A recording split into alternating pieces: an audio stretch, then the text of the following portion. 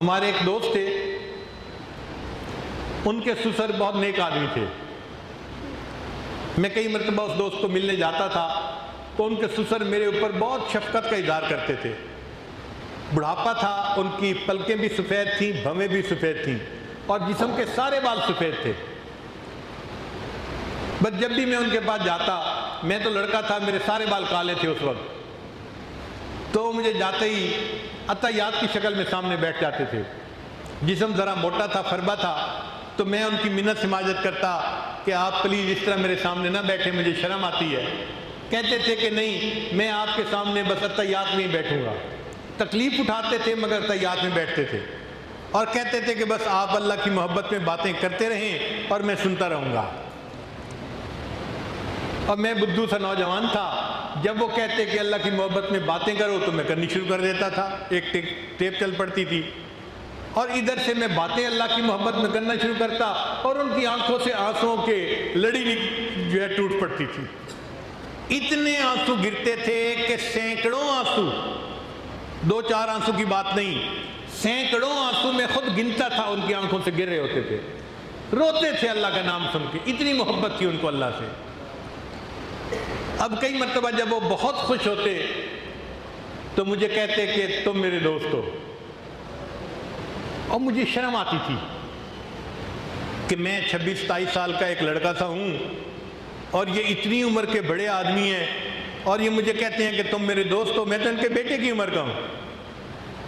तो मैं उनके आगे शर्म से हाँ नहीं कर पाता था, हंस पड़ता था, मगर वो यही कहते थे तुम मेरे दोस्त हो, तुम मेरे दोस्त हो, तुम मेरे दोस्त हो।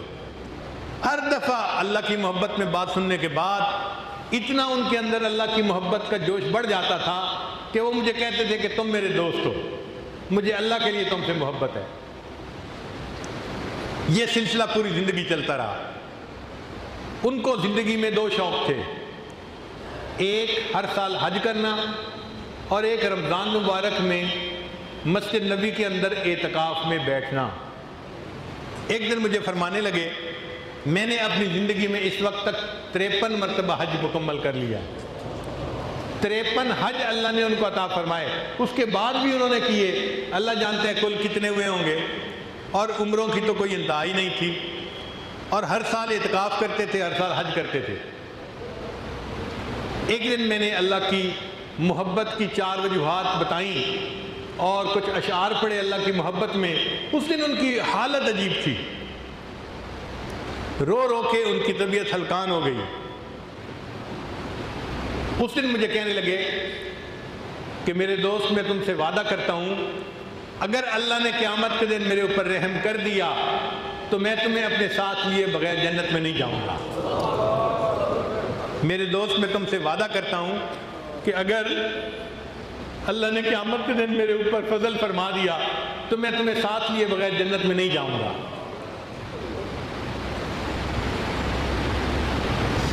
अब जब मैं उनके ज़िंदगी के सारे हालात को देखता हूँ तो अब मैं खुद अपनी ज़बान से कहता हूँ कि हाँ, मैं उनका दोस्त हूँ।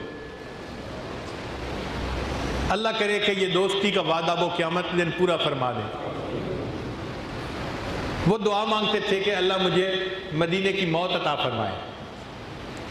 आप हैरान होंगे, रमज़ान का महीना है, वो बावुज़ू थे और एतकाफ़ की हालत में थे और रियादुल जन्नह के अंदर थे और असर की नमाज पढ़ रहे थे। जब असर की नमाज में दूसरी मरतबा सजदे में गए तो उनकी रूह कब्ज़ हो गई। रियादुल जन्नह में रोज़े की हालत में, रमज़ान के वक्त में, नमाज की हालत में अल्लाह ने सजदे में उनको मौत अता फरमाई। मस्जिद नबी में उनका जनाजा हुआ और जन्नत बकी में वो आराम कर रहे हैं। अब मैं कहता हूँ कि हाँ, मैं भी उनका दोस्त हूँ, क्योंकि मुझे पता चल गया कि अल्लाह की उनके ऊपर वाकई रहमत की नज़र थी। अल्लाह ने कितना अच्छा उनका जो है ना इख्तिताम फरमाया। तो जो ज़िंदगी में इबादत करते हैं और अल्लाह से उम्मीदें करते हैं, अल्लाह उनकी उम्मीदें पूरी कर देता है। वीडियो के नीचे सब्सक्राइब के बटन पर क्लिक करें, बेल के आइकॉन पर क्लिक कीजिए ताकि हर नई